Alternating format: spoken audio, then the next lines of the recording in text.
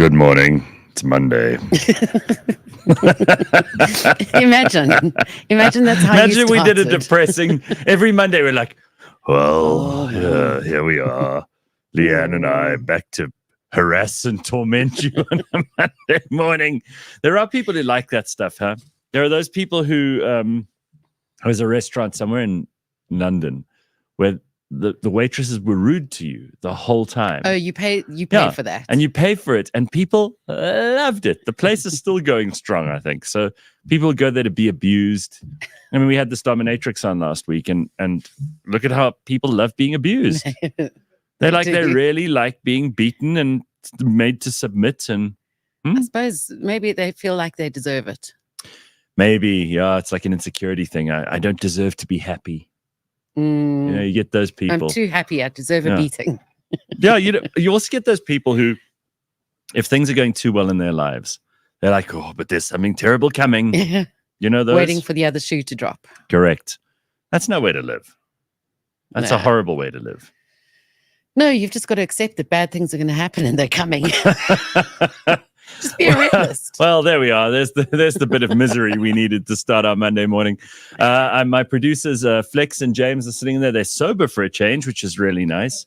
That's amazing. Friday they weren't. No, it was bad. Hey, was that one of those Friday parties that you have here? They had a little bed they made under their desks. Was this at night or in the morning? In the morning. What? Yeah. You can see, you know how you can tell like when an animal's been nesting? And they basically had made a nest under their desk. It was terrible. Wow. Yeah. Very embarrassing. Bad for the whole community. Anyway, we've got a busy day today. There's a lot to do. There's a lot to talk about. Don't know how your weekend went, but if you watched the Springboks in Perth, you would have had an awesome weekend. If you watched Drickus fighting, you would have had an awesome weekend. So even if you're living vicariously through, our sports heroes, you had a pretty good weekend then, right? Nothing wrong with that. Yeah, there was awesome that Australian publication, which I don't like, called The South African. Is that an Australian publication? For expat, yeah. Oh God, no wonder they're so cuck. Oh yes, I didn't know that, and I thought they were. No, it's horrible. No, and their headline was that the Springboks had to be detained by security. What? After the win. That's the angle they took. Because, there were huge celebrations in the arena afterwards. Of course. And so they show like the worst part and just really rag South Africa. So I didn't know. So it's an Australian, South African expat. I need to check on that. But that's what a piece of shit then. I mean, really. Yeah. The Proteas wrapped up a series win against the West Indies, says JP. So I didn't know if you even know about that. But don't worry, have no fear, because I am not a sports expert of any kind. Luckily for you, Ben will pop in a little bit later. He actually he's enjoying all the sports so much he wants to be here on a Friday and on a Monday. Isn't it great? Yeah, then you know he's enjoying it. He is. And I think a lot of people are. So good for you if you watched. I didn't watch any of it, but then you knew that was going to be the case, right? So you know what you're dealing with me. We don't need to be resetting that clock every time. Yeah, good. Good morning from PE. South Africa rocks at the moment, says Carol Jean. Well, not PE. That's still cuck. And Duds says things went well for South Africa here in Purfontein.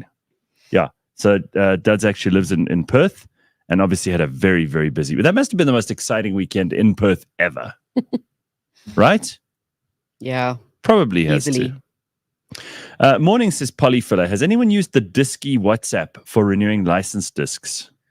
No, but I've tried the I don't even know what that is. App for renewing license discs, and it wouldn't allow payment for some reason. Oh. So I still have to go to the post office. I think that's the only other way. Well, post office is probably your best bet. And I mean, whoever said those words? The post office is probably your best bet. It's all it's used for nowadays, isn't it? Well, yeah, because I mean, most of them have shut down, right? Yeah. There's who still goes to the post office? I've got James, you gave me some slip the other day that I have to go to the post office.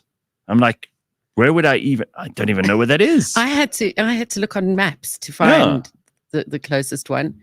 There are only a few left, and Listen, they haven't been refurbished at all. Yes, if I go there, what if I get there and it's some crappy like registered letter or something, and I've gone all the way to that post office? It better be a fantastic gift from overseas, which you'll have to pay tax on. You have to pay so much tax on that it'll cost you 3 times what it would have cost you if you just ordered it like here in South Africa, right?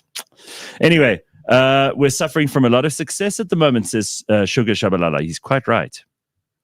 Very good point.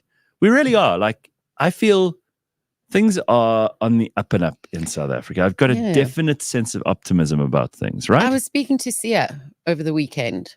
Oh, yeah? And he said the last time, remember that woman on the tube? Sia Kolisi or Sia Sangweni? Sangweni. Okay, just checking. Sia Kolisi was in Perth. All right. But he said the last time that woman sang in the subway randomly, yes, COVID broke out. Oh, Jesus. And apparently she's now come out into the media again singing something else. So Sia messaged me and said, I've got PTSD from the last time you found this woman. Something's going to happen. And I said to him, I actually feel, were my exact words. I feel like we're on the up. I can feel it in my bonds. Bonds, yeah, right in the bonds. Flex and James will never live down that drunken Friday, says Miggs. Probably not, but we'll survive. Everybody has you've got to have a rough one every now and then. Yeah. And I have no problem with staff being completely hungover or drunk, as long as they get their work done, Don't let that be like a green card forever, but you know what I mean. Great that Ben will be on Mondays as well. No, not every Monday. You don't have to worry. He won't be here every Monday. Just when it's particularly sporty. It's no big change. Yeah, we're not going to do any of that. All right. So besides the weekend of sport, any other fun things happening? Well, I know you don't like to talk about the weather, but it's feeling particularly springy. I went to a Padel court. A Padel court? So I spoke to the owner of the Padel court. Okay, well, thank God, because you can't just walk on there and just start playing. You have to pay someone. No, so one of the brands that I work with is hosting an event there, so we went to scope it out. And it was hot. Like, I wished I had sunscreen. We were drinking iced drinks. It was actually hot. It was beautiful. But yes, apparently it is pronounced Padel, not paddle. No, it's not. Come on, who says Padel? No one says it. No one says it, but that's apparently how it's pronounced. Leigh-Ann, you know what? You could take your pronunciation, you could shove it up your ass. Not mine. We're not going with that. Are we going with that? No. There's no way. And of course, in America, it's something different. Pickleball. Yeah. Is that the same thing? Is it really pickleball? It's the same. No, it's not. Yes, that's what they say. No, but pickleball is not paddle. Padel. It's not. God, now you got me really confused. Okay, I've never played paddle. Another thing that I'm happy to admit, because you know what you're dealing with here. I'm not going to change. So what you might really enjoy? We've created a game. No, but I wanted to say. Okay, go. These idiots, the producers, they all went and played on Saturday. Yeah, it's like a team excursion. Well done I'm so glad you didn't invite me, because you knew I wouldn't come anyway, right? Yeah, no, good. Of course not. It makes me so happy. I get such joy out of hearing I wasn't invited to something. I know there are people who still get very cut up about that. There are people who go like, oh, well, you could have invited me. Even if I couldn't come, I'd still appreciate an invitation. I'm exactly the opposite. Yeah. Like, just don't even bother inviting me. I'll be like in blissful ignorance. And then when I find out that you invited everyone except me, I'll be like, yes. You didn't have to think up an excuse. Yeah. You didn't have to. Yeah. See, you've been around as long as we have. Exactly. People don't even try. Yeah. So good. But so nice. Yes, so we've invented Padel. Well, no. We've put together a virtual Padel experience with. How does that work? A VR with the headset. Oh God! Can you imagine how uncoordinated amazing. That's going to be? No, it's so much easier than the normal Padel. Why? Well, because Are you going to insist on saying Padel the whole time? I don't know. I haven't decided yet. Really? I chose this morning to give it a dry run. I'm still trying to decide. No, but that's amazing. I mean, when you take those things off, when you're back in the real world, you can't walk for about 15 minutes because you feel a bit stumbling all over the place seasick. And dizzy. It's very bad for you to have those VR headsets on for too long. Oh, there's no proof. Not Leigh-Ann, yet. it's disorientating. I've done it once, and I've like got onto this thing where you could walk through the White House or whatever. When I eventually took the thing off, I was like, Yeah, it's a bit weird. for about 5 minutes, I was, you know how you get sea legs if you've been on a boat? Felt like that. But then you could have said being on a boat is bad for you. But no, you just found your sea legs. So it's the same with these. All right, you really are argumentative today. I don't know what's got into you. You know, everybody else is here to have fun, but no, you have to argue about how you pronounce Padel and tell me that I'm wrong about the sea legs. And you really are a pain in the ass this morning. Why did you go work for the South African in Perth? I looked them up. They're in Cape Town. Oh, okay. Well, they're still shit. All right. So electricity works. This is according to the Kiffness. The government seems to be working. Arts and sport dominating on the world stage. Is it just me, or does it feel lucky to be South African again? Yeah. I'll take it. I'll take it. Oh, good. You're not going to argue like you have the rest of the stuff this morning that we talk about. Sure. Okay, let's get into some stuff. People are very anti-paddle in the comments, eh? Oh, right. Patrick says paddle's shit. Panel and pickleball are different, says Sharon. It's not panel, it's Padel, Sharon, apparently, according to Leigh-Ann Mole, who speaks Padel. Carl DeSantos says that Leigh-Ann is 100% correct. Paddle is not paddle, it's Padel. Pickleball is a different sport. Leigh-Ann managed to be wrong and right at the same time. I like to keep you on your toes. Yeah. All right, very good. So you're going to tell us about X, Twitter. They're shutting down their operations in Brazil. What's that all about? So there's been a bit of a to and fro involving Elon Musk and the way the country is run, right? Oh, no. Did he say something about the president? Well, he didn't personally, but so their announcement actually... Sure, that's a pretty rough picture. The bird being speared on the X, that's kind of hectic. Yeah, that's what people are going with. Ending operations in Brazil, the team and the services will still be available, but the team's withdrawing completely. So you can still use Twitter or X in Brazil, but it's But they're just getting rid of the local office. Yeah, and it's not probably even, not providing that much support. So that's not even a big story. I don't even know if it's a huge thing, but no, Elon Musk is basically at war with the way the country is being run. He's saying you can either follow the president or you can follow democracy. We'll either be there to support you or we won't. Because if that's how he's going to work, we're not taking a stand here at all. I generally think that X and dictators are on opposite ends of the spectrum, right? This is true. I mean, if you're a dictator, you don't want people having free expression because they might not like you. And they might say that you're not the president that they want. So I don't know why anyone who is a dictator would want X around, because it's going to be like a check and balance on them. You're a dictator, you don't want X. You want X, you don't want a dictator.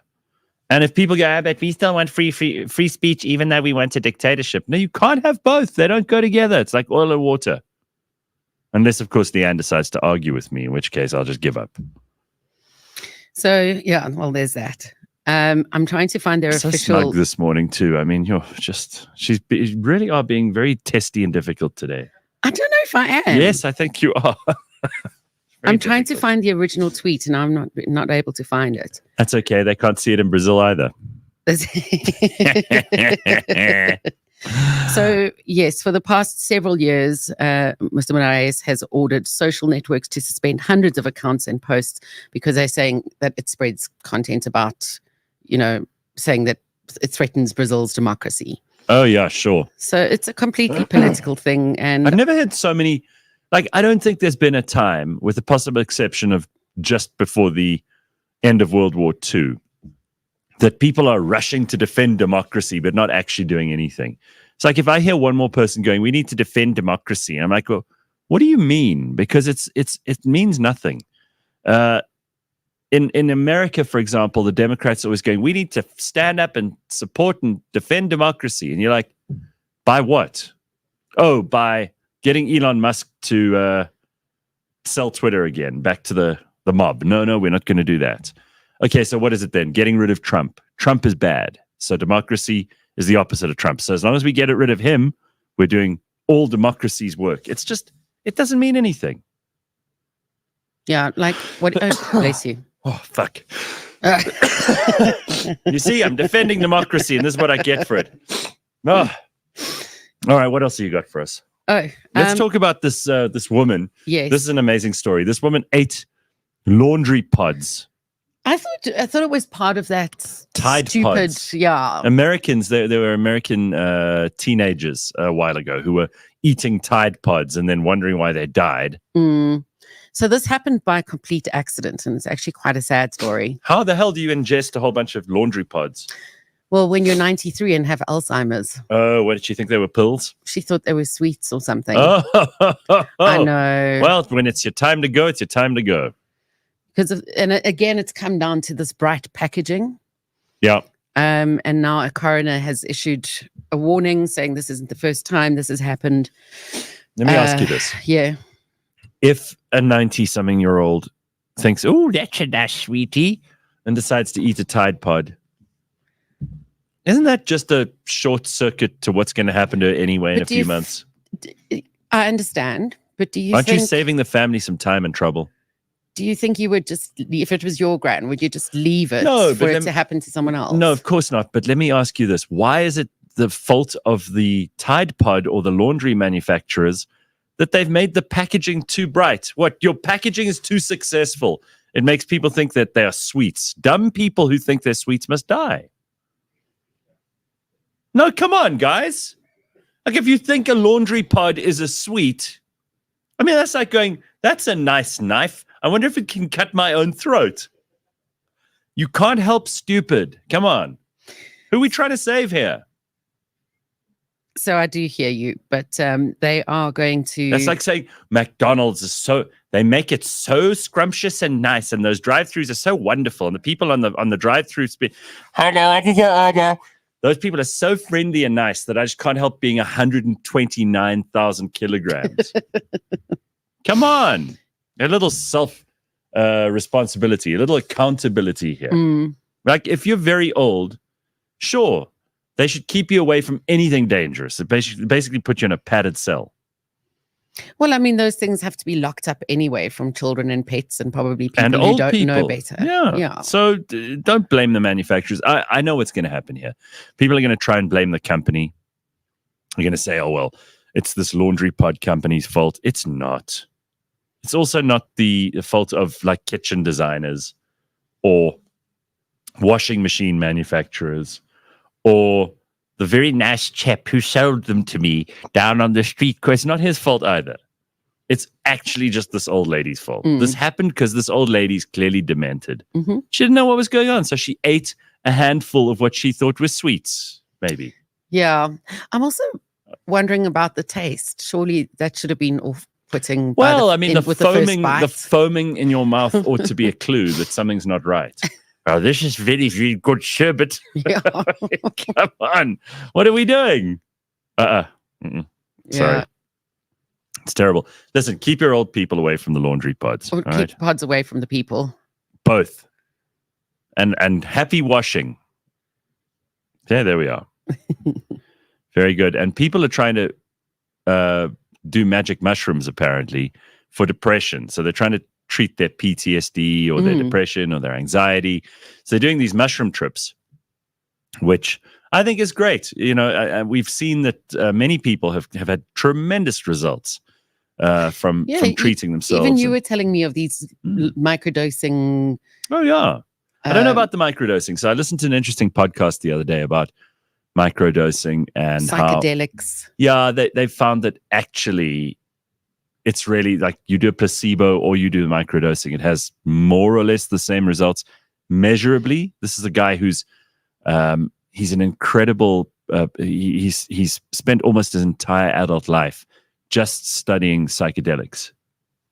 He said maybe the microdosing doesn't work, but he said those proper like hero doses that people do when they go into a spiritual experience, and they do it with someone there to kind of watch over them, and you unpack all your stuff and your brain makes new neural pathways. And he said that's definitely a thing that works. And it seems to work for a lot of different people.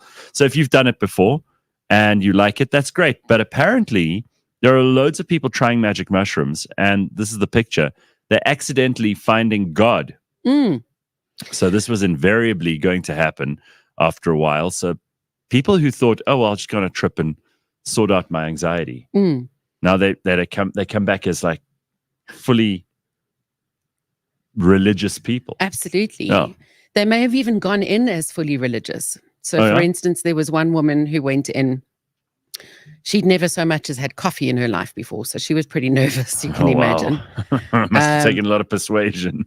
So her name's Stephanie Brinkerhoff. She tried I know it's her. called psilocybin. I know her, yeah. Psilocybin's the active ingredient in magic mushrooms. So she was a Mormon mother of 3, desperate for help. Migraines. Mormon, or was there one more M there than was meant to be there? Mormon mother. No, moron. Oh, I see what you mean. No. Chronic fatigue, had tried all the antidepressants, nothing was working. Heard a series of podcasts about psychedelics. There we go. May have been the one that you heard. And then reached out for help. She, in 2021, swallowed her first dose of magic mushrooms with an alleged medicine woman she found on retreat.guru. I don't know if I would have gone that route. Retreat.guru, that's where you go, huh? She says she met God. Huh. She left her church, the Mormon church, found another church that she preferred. So whether you go in religious or not, you're still going to come out religious is the point. Some agnostic atheists have found God after trying these things. The funny part is that they're actually really happy now because they've got a purpose in their lives. Yeah. So I know loads. Kind of works. Yeah. I know lots of very, very unhappy atheists and agnostics who, once they discover that religion is not the worst thing that could happen to them, end up being a lot happier. Exactly. Good. I'd prefer that. I'd prefer a bunch of happy religious people to a bunch of unhappy irreligious people. Happy and harmless. Yeah, it's taken me a long time to figure out that that's something I prefer. Yeah. And now, so apparently there's some churches, they're signing up as churches just so that they can legally use these psychedelics and hand them out to people during their practices, their services. So those are being denied the right to set up these churches. So it works both ways. Oh my God, it's Ben. Oh, goodness me, look at that. I think you guys taking so many mushrooms that just appeared. Jesus, Ben just appeared like in a vision. These mushrooms, honestly. It's like, holy shit, these Leigh-Ann, you have some more. I wouldn't even know how to take them. You've taken everything else. Everything else, yes. Yeah. It's funny, like you started with heroin. Worked my way onto softer things. Leigh-Ann is like, this is so boring compared to the stuff I started when I was 13 in the South. When did mushrooms become a thing, though? Because it's such a thing now. Centuries ago. I know, but I mean, okay, it's always been around, obviously. Oh. But socially, when did it become a thing like cocaine or ecstasy or whatever else people take recreationally? It always was in places like Amsterdam. You'd go to cafes and have your dope and your mushrooms. I think that it's kind of come to prominence again recently, and I can't help thinking that people like Joe Rogan have had a lot to do with that. Yeah, podcast bro culture. I mean, it certainly has. It entered my life some time ago because people are also, but only in the last 5 or 6 years. People are always looking for answers. They're looking for shortcuts. They're looking for reasons to find meaning, purpose, importance. It doesn't make sense to just drift through life. So if you can just drink, only drink. Or drink, because drink, frankly, is way worse than anything these things can do. Right? Yeah. And yet people in this country, I mean, especially in South Africa, I think we have a problem. We don't know how to socialize if we're not drinking. And this will lead us to people's weekend with Trikus and the Springbokke. Sure. Oof, wow. We've got to get into that just now. But I don't know, like mushrooms are definitely a thing. I know friends of mine who I thought would never, ever do it. My one mate said to me the other day, yeah, he did it. He did mushrooms the one night. He took a whole bunch of them on his own, put on like one of those eye masks, listened to some music, had this profound experience. It's like ayahuasca, which is also becoming more and more popular. Ayahuasca is also a big thing, yeah. That's a bit different, and it gets a bit toilety though. It can be a bit toilet. It doesn't always. Doesn't always, but I mean, there's the chance. But there are a lot of these controlled situations where you go into day clinics and are given controlled doses. Well, I mean, where you're safe and you're. That's a really good point. Good Why don't spa franchises have that? Is it against the law? No, you should be able to do it. Look, if I'm going to get a hot stone, why can't I get a hot stone mushroom? Absolutely. Yeah, you can have a massage while you're on a trip. It would just, yeah. People would go for it, I'm telling you. Completely. No. All right, so speaking of people going for things, tell us about this weekend in sport. Because, I mean, Drickus went for it and got it. Since I left here on Friday, it was one of the most action-packed, incredible sporting weekends It ever. really was. It was just, but it started with the press conference on Friday with the UFC. Now, how it works is that the UFC has to get all the hype possible to try to sell the fight on the weekend. And that's when they both pitch up the fighters and they have words, is it? Yeah. So there's always kind of heat and there's a bit of action the whole time. And then the press conference is the final time where the big media can ask the questions. All the narratives just get thrown into one place. And it's a bit of a dog show, really. But what I've always said about Drickus is that even though it's his second language, nobody shit talks like this guy. Nobody can get under the skin like this guy. He made his last opponent cry when he won the title. And then on Friday, Israel Adesanya looked like it was his first time fighting. This is a guy who's the most dominant middleweight champion in the modern era, and he was nowhere. Like, there was videos a while back of him sort of touching his dog's penis, which obviously is a bit out there. And this one guy was asking questions about betting, and Israel was saying, "Am I the underdog?" And Drickus is like, "Whoa, bro, no one said anything about dogs. Just relax." Just relax. Wow, that's fantastic. And he didn't have a comeback. He had nothing to say because Drickus had just dropped him like that. And then when he first got into the UFC, he was talking about how rich he was, how in Nigeria he had all these people who were like basically his servants. He didn't know how to bath himself until the age of 8. And he was like trying to flex so hard about what a guy he was. So then one of the reporters was asking, like, are you going to go back to Africa with the belt if you win? And he's like, of course, I'm going to do this, I'm going to do this. And then Drickus just basically said, are you taking your servants with you? And straight away, this oak just cracked. He played the victim card, how his parents had to work triple jobs. And God. It was all bullshit. But the more rattled he got, the more Nigerian he became, because he's Israel Adesanya, right? This weekend it was Israel Adesanya. And he was so rattled by Drickus. Like, this guy's a great fighter. He's one of the greatest in the UFC ever. But he was getting absolutely rattled by a second language English oak who just sat there going, yeah, what about this? What about this? So by the time it got to all the face-offs, all this kind of stuff, you could just see he was rattled. But to his credit, he looked the best he's ever looked in the octagon when he fought Drickus. He managed to get his shit together after crying because he burst into tears. That's hilarious. And he managed to get his shit together. But Drickus is that the worst thing that can happen to you? In that kind of environment, I think it is to so. cry. I know people nowadays, because everyone has to be so nice to each other and inclusive, it's always like, oh, it's okay for men to cry. No. Dude, don't cry before a fight. No. But you don't want a fighter to cry. I'm sorry, that's get pathetic. Broken down by verbal warfare. Is this like the only sport where this public display of verbal interchange happens before a game? Well, like combat sports. And is some of it just made up and for show? Of course it is, because all about pay-per-view numbers, right? That's what the UFC is based upon. It's got the like WWE right at the top, where it's completely staged and theatrical, and then we get boxing, which is like fragmented here and there. But it happens. It has to happen. Yeah, because you have to sell fights. It's like you won't see Rusty and Sia Khaleesi coming up and talking shit about their opponents because that's rugby. You have to sell rugby. Rugby happens. It's a game. Everyone knows about it. But with fights, it's individual sport. Like, no one really cared who Drickus du Plessis was about 2 years ago. I mean, we've been talking about him on the show for a while now, but all fighters have to sell themselves hard. And he just happens to be the best at that as well. So he's the best. Well, awesome. What does this mean to him? So then, I mean, obviously he's now beaten Adesanya. He's got the longest current active winning streak in the middleweight division. He's won 8 fights in a row now, and coming up, people were like, "Oh, he's just fighting bums," but he's fought the best 3 dudes in the last 3 fights, and he's beaten all of them. No one has ever submitted Adesanya ever, and Drickus did it. Wow, that's the way I saw it. He was going to hit him, and then he was going to finish him off with a choke. And for the first time, South Africans can be excited about a choke in sport. And everyone is just clamoring onto this as the best possible vibe. It really is just so cool. And the fact that Adesanya was so graceful afterwards by saying, like, I'm not retiring, because now suddenly Drickus forced him to do strength and conditioning and do all these kind of things. And now he's like, hey, I actually like being who I am now. I'm better. I'm not as good as that guy, because he's the best. Uh-huh. And Drickus is the absolute best. I don't think in our lifetimes we've seen a bigger, I mean, that's a bold thing to say, but I don't think we've seen a bigger sporting superstar in our lifetimes in this country. You can walk out with Ibn Etzebeth and Sio Khaleesi to the octagon, and they're fanboying you as hard as they did.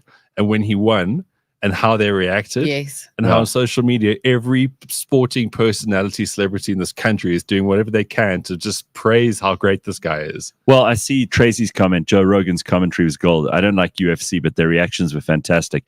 The reaction to Eben ushering Drickus out. They were relieved that Eben wasn't fighting. There was just so much. If you watch that Joe Rogan fight companion, you just see 4 guys who are so upset because they're all massive Izzy fanboys. Yeah. And it's actually so lame. But this is what Drickus has done. He's taken the best of the best and he's beaten them. And he's like, guys, I was always going to do this. I keep telling you, I was always going to do this. And that kind of aura is, it's unseen. Phenomenal. It's unseen. Yeah, it's a level of confidence. Look, if you fuck it up, obviously it's going to be terrible. He does the work. So that's the whole thing, is that everyone's going to have this bravado in all kinds of sports. Like, I'm the best. This is my destiny. I dream about this. Like, how do you do it? So it seems like Perth was the place to be, because then obviously on Saturday we had the booker who won as well. Shitty conditions. Though. Yeah, unfortunately the rain did kind of ruin that. The rain and the fact that the Aussies are such pussies just ruined that. So what do you mean by that last bit? that last bit that was so easy to hear. Basically, rugby is a contact sport, right? So we spoke all week about elite violence and how if you're violent and you can channel yourself and do well. In rugby, if you don't have a front 2 functioning props in the field, it goes to uncontested scrums. Now, what the Aussies did was like, oh, this guy's got a HIA, he might have a concussion, so they're monitoring him. For half an hour in the second half, we couldn't have scrums because these guys were going, oh, yeah, my head's sore. I can't. Oh, my brain hurts. So you have replacements for this reason, right? Because scrums are an integral part of the game. And what they did, they were just like, nah, this guy's not going to come back on the field. So they took out a huge factor of attack for us, the scrum, for half an hour. 30 minutes of an 80-minute match, they decided they were not going to scrum. They have thrown in the towel. They've flown the white flag. Australian rugby is an absolute disaster. And it was a pretty shitty game, but ultimately, with 10 changes, we beat them 30 points to 12. So again, one of those things we haven't done for probably ever. Go to Australia, win back-to-back test matches. We're now top of the rugby championship with 10 points. The Argentinians, who must have been so hungover from the week before was win, they got to Eden Park and they got hammered. They got absolutely hammered. 40 points. Yeah, that's 42-10. That's decisive. Now, at that ground, New Zealand have not lost in 30 years. Is 50 test matches. 50 test matches in a row that they have won. The last time they lost there, the stadium looked different. As in, it was a different place. Jeez. It's been rebuilt over the years. Nothing's the same. 30 whole years of teams rocking up there, trying their best and going, shit, those legs were good. Wow. So yeah, the rugby championship's been great. It was always going to be a 2-horse race. We didn't quite expect the Argentinians coming out of the blocks and beating the All Blacks. But for so there's a break this week and then back-to-back weekends against New Zealand, and that'll be the decider. So we're going to fuck them up at Ellis Park, and then we're going to moor them ever so slightly more in Cape Town. But the highlight of this whole weekend of sport basically was in Drickus's camp. He's got a guy called Mark Hulme, who is in the UFC, in the Ultimate Fighter reality show. So he's been tasked, I don't know who had this idea, to be his translator. So when in between rounds, you go into the corners and you'll have people from all over the world and their coaches are giving things. And so you're hearing all kinds of languages, right? So you'll have interpreters. So Mark is now the interpreter for South African Afrikaans. In the first round, he succeeds in translating Afrikaans into slower Afrikaans. And everyone's picking up on this. It was so funny. And then eventually, I don't know if someone jabbed him and said, no, Brie, give us the English. What's an example? But like whatever they were saying, like, whatever, he would then just say that, but go slower. And then in the third round, in between things, now it gets to the point where the fight's getting very technical, okay? They're both tiring. Drickus and his coach have got a master plan towards these things. And basically he said, look, you've really got to fuck the soak up now. So then Mark, in all his amazing technical advice, goes, you must now, you have to now moor him. But he said it as a technical term. He used moor as a technical term. So average people around the world are listening to this going, what the fuck does that mean? Bro? You have to now moor You're him. going to have to moor him. That was the final line. So here I am telling people all day how professional UFC is and how it's an incredible sport of discipline and like dedication. And the killer line for the whole weekend is, you are going to have to moor him. I love it. And he moored him and he won. I love that. That's excellent. All right. So, I mean, have we got anything like this for the rest of the year? Because after this weekend, I think people are like, okay, what's next? What's next? Yeah, look, it's Rugby Championship with the home games against New Zealand are going to be the real big ones. Of course, we've got Formula One coming back this weekend, but the English Premier League started. And Man United fans like Sandile Shangas was so excited for being on top of the league for 10 hours, maybe 11. They got a sketchy late win against, I don't know, Fulham. He was so stoked. Liverpool won, Arsenal won, Man City won. They all won by 2 goals. So, just sorry to go back quickly. Someone brought up that Dana White has promised he'd bring a fight to South Africa. He has, but Dana's quite big talk with these things. I've been saying it, and I don't want to say it too much because it sounds pessimistic, but I can't see the UFC bringing a event to Africa because it makes no financial sense for them. So I saw Gaten McKenzie talking about how they're in talks with the UFC, but it might be at a stage they might need to build an arena. Or what's the capacity for Sun Square in Pretoria? In it? It's quite big. I think you could get a couple of thousand people. How many though? Like, I don't know. I mean, I work for Sun International 20. suddenly. You've been there. Yeah, you do. Must I tit feed your baby as well?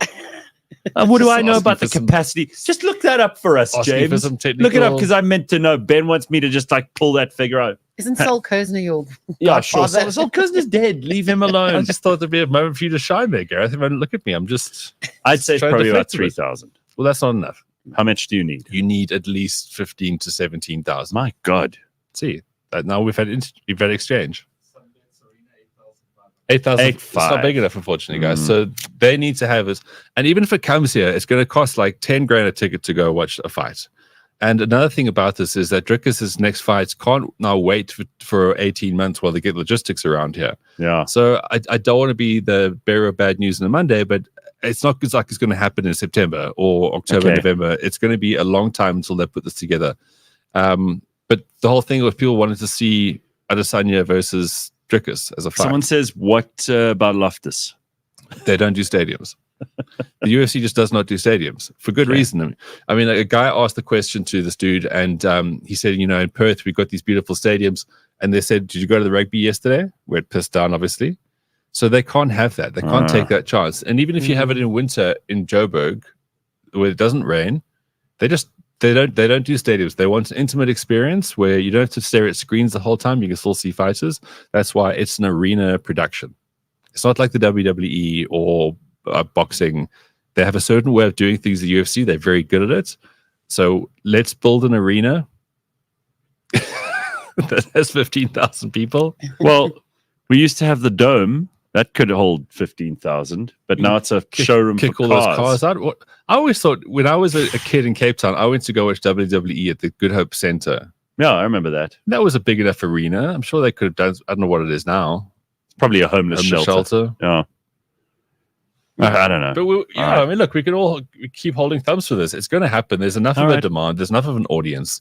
It's just going to be hugely expensive. So while all this takes place, just start saving because it's going to be, I don't know, 10 times more expensive than watching the box. Or it'll be at least 8 times more expensive than watching the box. And we can't moan about that because that's what the product is. Sure. That's what these guys do. They make millions.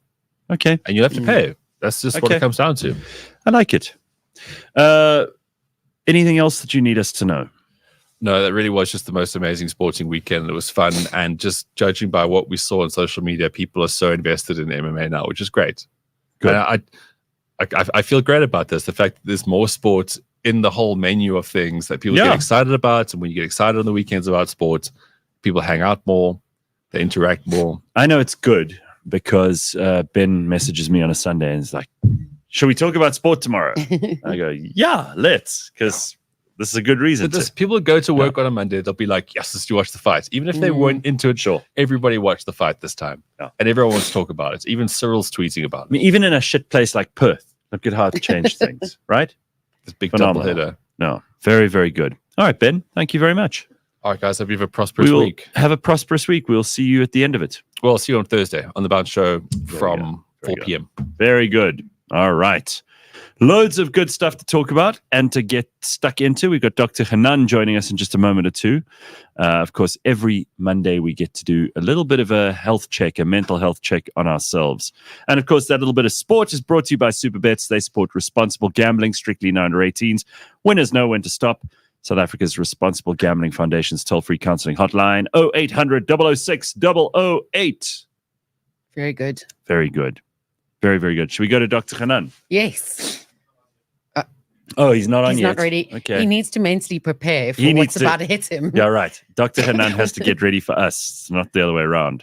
All right, take a look at this quickly. There are robo-taxis. Okay, I don't know if I'd ever be comfortable with this, but then I'm sure there are people who said, I don't know if I want some anonymous driver picking me up and taking me from X to Y. But there are taxis and then there are taxis if you're talking about South Africa. Okay, well, these are robo-taxis. So in San Francisco, there are a lot of complaints about the constant honking, hooting of their autonomous cars. The cars are programmed to beep whenever another car reversed close to them, causing disturbance in the neighborhood. Residents expressed frustration and even live streamed the car on YouTube, garnering significant attention. Take a look at this and you tell me if this is irritating. Look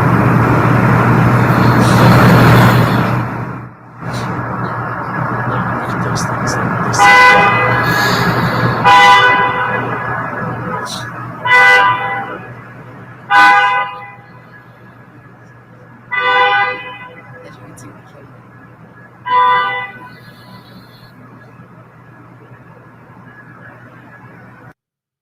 All right. So what I understand from that is that none of those cars actually have drivers. And they look like they don't have drivers. Yeah. It's disorganized chaos, right? Sure. No, that hooting. I mean, we get our South African taxis hoot like that all the time, even Yeah. worse. Yeah. So I think I this sometimes person- wonder when I'm like on Catherine Street here in Sandton. I'm always like, beep, and what did I do? But it's not. They're actually hooting for a passenger on the side of the road. to each other, Yeah, saying someone how's else.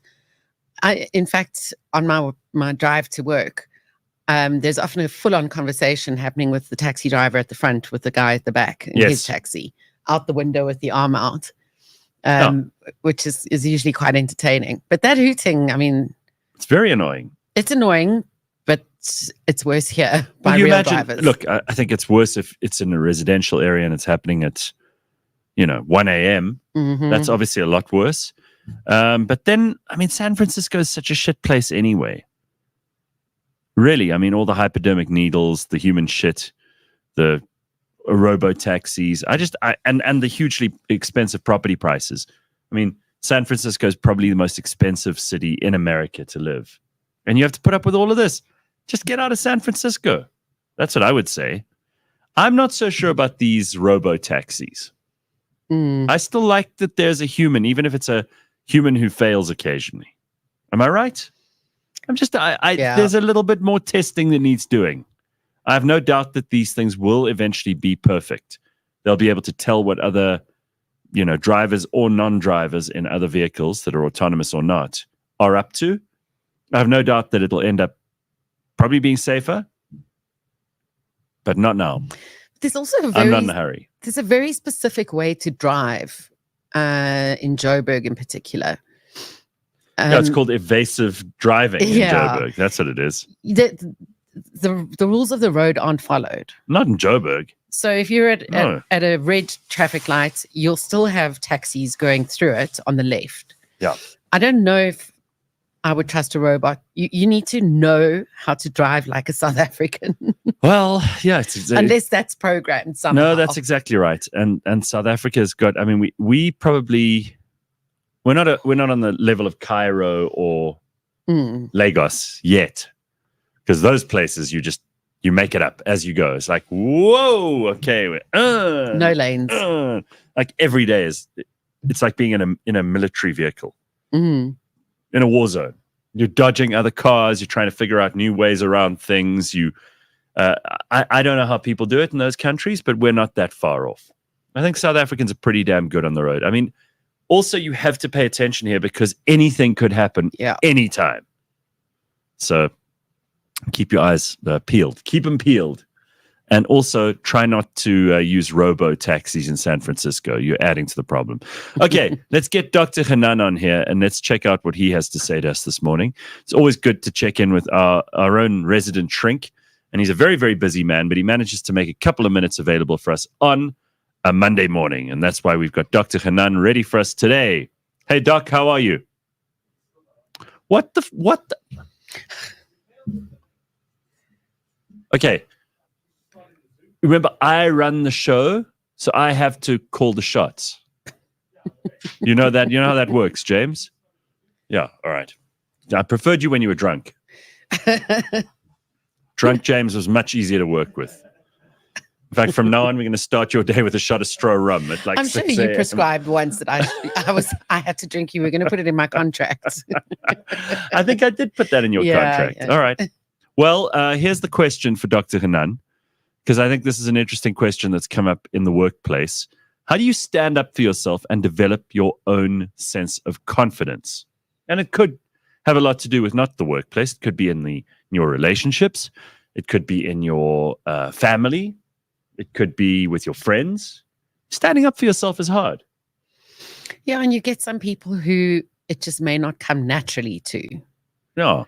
Either they've been told in the past. It's a personality thing. Yes. Yeah. Either they've been told in the past that, Cheryl, she's not the type to stand up on a stage and be confident. Yes, and that's she'll Cheryl. live with I know that. Cheryl, yeah. Shy Cheryl, remember her? Shy Cheryl, yeah. She's never really come out of her shell. No. Cheryl's shell is a real problem. Yeah. So, is he there now? Oh my God.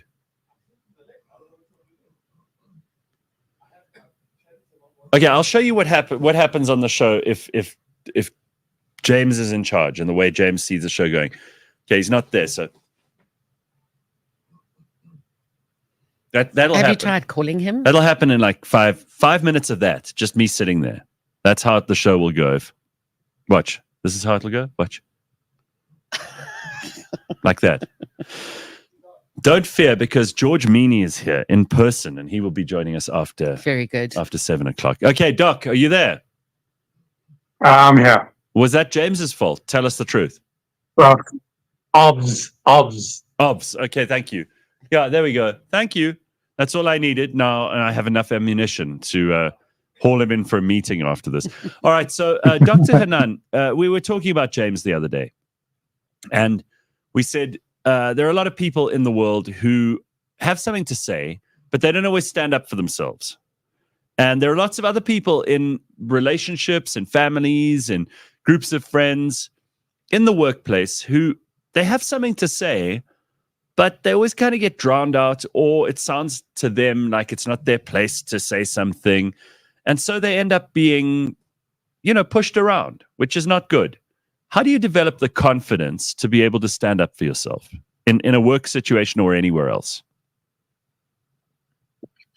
So there are two factors here. The first one is you've got to learn to play the social game. Every relationship is a game. And the truth is, in some settings, standing up for yourself in inverted commas could be detrimental to you pursuing and progressing in the game. So you get bosses that don't like to be told what to do or don't like to hear your opinion. They're narcissistic, they care about their own voice, and they actually only care about people enabling and agreeing with them. And if you don't read the room well, then you might be standing up for yourself or setting boundaries or letting the powers, whoever the powers are might be, know where you stand, and they might actually punish you for not reading the room well. So the real trick is to learn to play the social game, read the room, know who the players are, know what their intention is, and know what your intention is. Do you want to grow in the company? Do you want to stay where you are? Sometimes sitting under the radar is the right approach. So you got to read the room.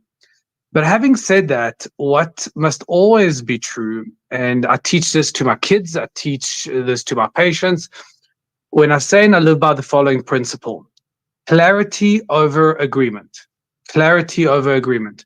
I'd rather be clear with you in terms of my position and what I mean and what I want than us agreeing and avoiding conflict for now, but kicking the can down the road because, the can always becomes a barrel down the line.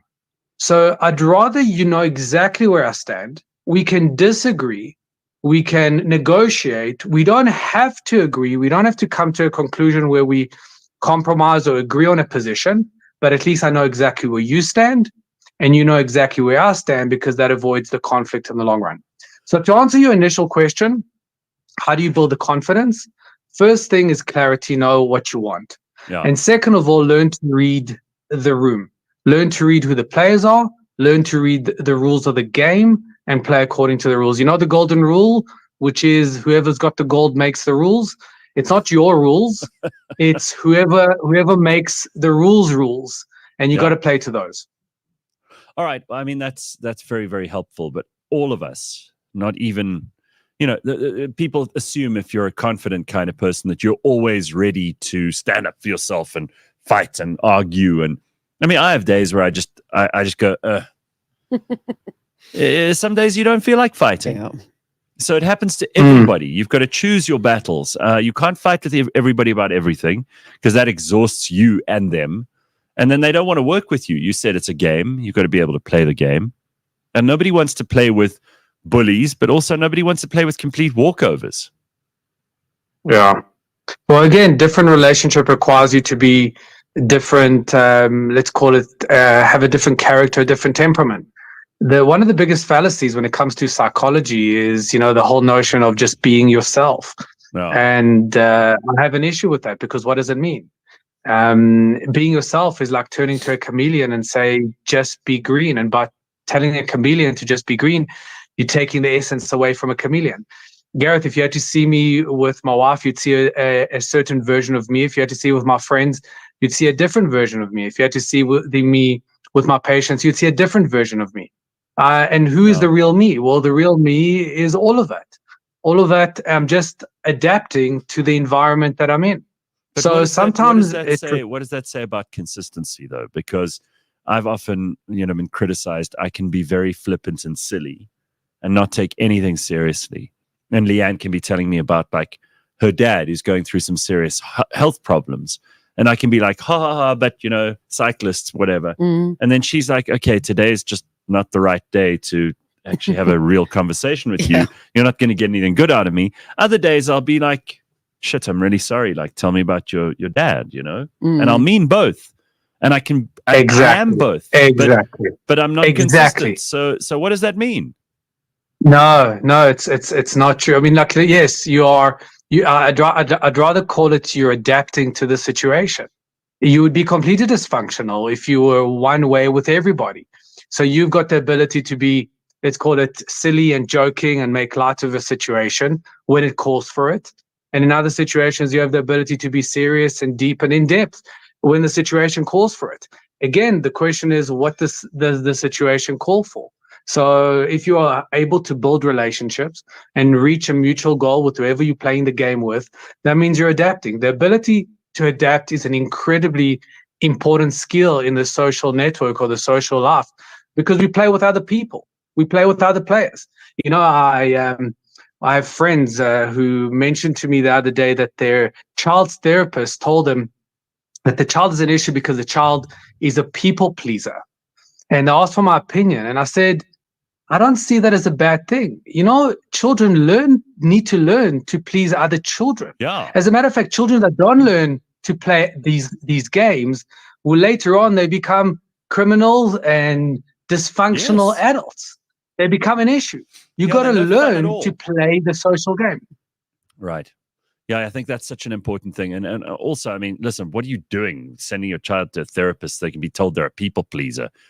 How about just being a child for a little bit first, huh? I mean, do these people have real problems, or is this a usual thing? Is everybody sending their children off to therapists at this age? Yeah, unfortunately, parents don't always know what to do with their children and how to manage their children, so they send them to professionals that help them manage it. But yeah, Orphanage. an orphanage.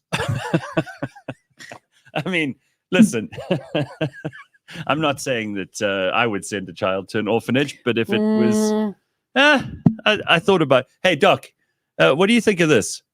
I was thinking I could have 3 or 4 different kids with 3 or 4 different women. And then every year we have an Olympics and the children compete and we keep the one who wins and the others go to the orphanage. Do you think get that's another one? Do you for think the that's next good parenting?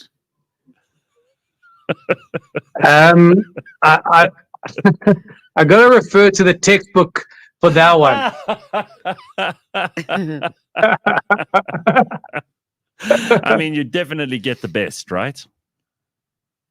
Yeah, after 10 years, you'd get the best for sure. Yeah.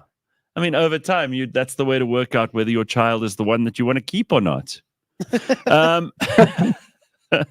Tell me, when it comes to this confidence thing, how does it appear that some people just have bucket loads of it and the rest of us have to learn to have it? We have to learn to be comfortable with being confident and putting our best foot forward and standing up for ourselves. Why does it look so easy in the case of some people and others it's much harder? Yeah, so I'll tell you a quick story. One thing that is common for everybody, irrespective of where you are in life, is that we all struggle at certain points with self-doubt and imposter syndrome. That happens to everybody. I was listening to a podcast and the biographer of Elon Musk was asked, what motivates Elon Musk? And the biographer says, the fear of not having enough. And I thought that's brilliant because the guy that can literally buy the world 7 times over has the same fear that every single other person should have on earth. That's what drives us. That's what motivates us. So the reality is that nobody's confident, full stop. It doesn't exist. Even if you take the top basketball players or the top athletes in a particular field, they're not confident all the time. They struggle with self-doubt at certain times. What we see are snapshots of their lives when they're scoring goals or winning shots or scoring, points or whatever it is. And we think, oh my God, they're so confident. But did you hear the Roger Federer speech that he did at some graduation? Yes. Did you listen to it? Yeah.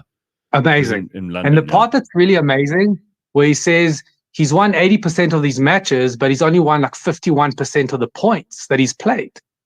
And I thought that's genius because to be a champion, you don't have to win everything all the time. And do you think when he lost 49% of those points, he felt confident? He felt happy? He felt secure? No, not at all. But confidence is not about the way that you feel. Confidence is, am I able to lose 49% of my points and still get up and continue trying and fighting forward? That is confidence. So we don't see the way that they feel because everybody struggles at some point with self-doubt and imposter syndrome and the fear of not having enough. But it's the confident people that still get up in the morning, make their bed and continue moving forward. Damn right. What a place to end that. Very motivational. I love it. Dr. Hanan, always good to see you. We will catch up with you in a week's time. Great to see you guys. And have a good Monday and a good week. Yeah. All right, we'll be back with George, who's come to visit us, which is always lekker. Means we can talk a whole lot of nonsense with George. I don't know why he does it because it's very bad for his reputation, but it's great for us. It's a big risk. It's great for us because we get to have time with George, which is awesome. It's always worthwhile. So that's coming up next. Don't go anywhere. This is the Gareth Cliff Show on the Real Network. We are live on a Monday morning. So, Wandi, tell us what to expect on the AutoTrader stand. So, similar to last year, we're going to have an activation at the pits, as mentioned. So, we got 3 pits between pits 38 to 40. And for anybody who's coming to the festival, you can come through there and get some free hot laps. Got some really exciting cars this year. Got some Porsches, some Supras, some modified cars. If you wait in the queue, please don't fight with other people. Don't fight me. Don't fight me. Please don't fight with us. The queue's going to be long. It's going to be long, but we'll be having cars riding the entire time. So for anybody who wants a free hot lap, that's something that we do give. I know some exhibitors you have to pay, but we do it for free. On top of that, we're also going to have a few challenges and activities for anybody who comes to the stand. Catch us every Monday at 9 a.m. on YouTube and on autotrader.co.za. Hey you, it's me, that little voice in your head. Something doesn't fit with your medical aid, and I've got to speak up. Doesn't it bug you to have zero control over your day-to-day savings? What if it's not enough or too much, but you're still forced to pay for it? Nah, something is off. Do yourself a favor and check out Fed Health. They let you control your own savings and how you pay for it. Now that's how medical aid should be. Remember, fedhealth.co.za.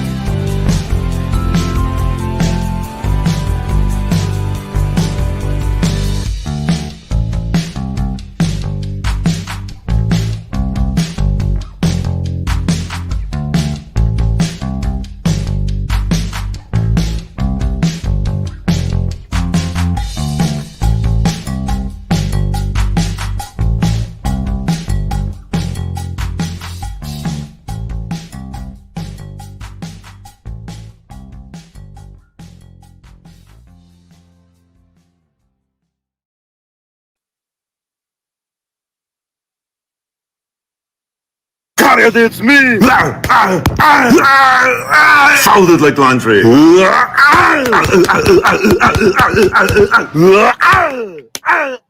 There is no bathroom! There is no bathroom! There is no bathroom! They could go back to the carpet! Put those cookies down! Noodly. Wow. Yummy. Yes. Let off some steam noodles. All right, very, very good. A little Arnold's Noodle Shop. Hello, Al. Okay, here's George Mienie, everybody. I know you've been missing him. Look at him. Hello, George. Hello. How the hell are you? And I'm very well, and you? Good weekend? Yeah. George tells me he's mates with old Drickus's trainer. Yeah, he's actually one of my customers as well. Okay, he's one of your customers too. So there. See? CIT team is a car dealer. Okay. Well, CIT Motors is a car dealer. Right. CIT team is the training company. But he's actually a car dealer. He deals in Jeeps. He's actually probably one of the biggest Jeep dealerships, second-hand dealerships in the country. Nice. Yeah. Jeep dealership. That could be a tongue twister. Yeah, it is. Yeah. So how was your weekend? Very good. Yeah. It was. Did you watch the fight? I did. Okay, so you woke up extra early yesterday. Well, in recorded fashion. So because DSTV. I was asleep. Happy to say. I was too, but I just watched it after the fact. There's something about a Sunday that's like, it is my sacred day because I just want to sleep. Leave me alone on a Sunday. Don't like to be woken up early. Doesn't matter what it is. In fact, getting me to leave the house on a Sunday is just about impossible. No, I wait until about 12 o'clock so that I can order smoothies and things like that, because there's no way I'm going out. No, there's no way you want to go anywhere, especially in winter, but I can feel it's getting a little bit nicer now. All right, so a couple of things we have to talk about this morning. Well, there's a lot to talk about, obviously. Your other mate, Elon Musk, seems to be making a lot of noise these days. He's arguing with Venezuelan dictators, getting pulled out of Brazil. He's getting very political. Oh, very political, and he's aligning with views and people which he never did before. Do you think that that's a result of him just like being himself and not giving a shit anymore, which I think is admirable and honorable? Or do you think it's like a lot of people on the left are saying that it's attention seeking and he's just become a brazen asshole and he's believed his own publicity. Or you think it's a combo of the two? No, I think it's his capitalist nature. Here's why. I think a couple of his businesses have had a run-in with the law. Yeah. In some states. Yes. And that's pissed him off. Yeah. And now he's starting to take a position, moving his businesses to Texas. Right.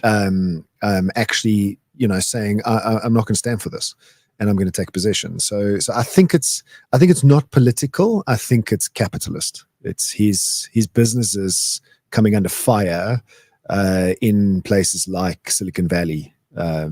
Is where it stems from. Is it not an ego thing as well? Because he just doesn't like to be attacked. Yeah, no, I think he's, if you read in his autobiography, he was bullied at school. So maybe he has some reactionary issues to being bullied at school. But, okay, so here's an interesting conversation that I haven't had with anybody yet, and we may just start a trend this morning. When people say something out of ego is wrong, it's always wrong. Sure, probably 9 out of 10 times that's correct. But if it wasn't for the people with the egos and they weren't standing up for egotistical reasons for themselves, I don't know how much would ever be achieved in the world.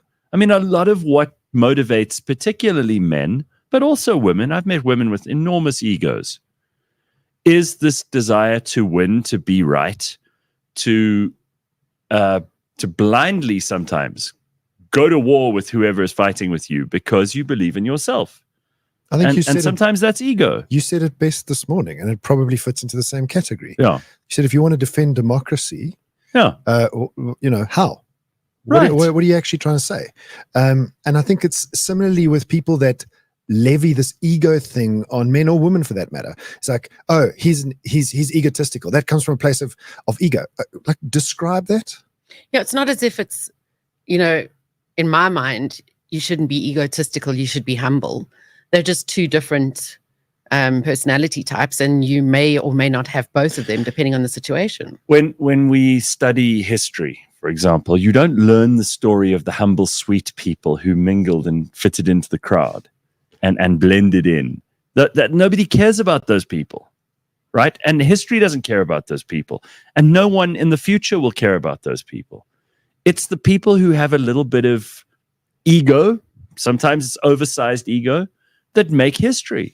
Well, I think ego could be mistaken for a drive to win.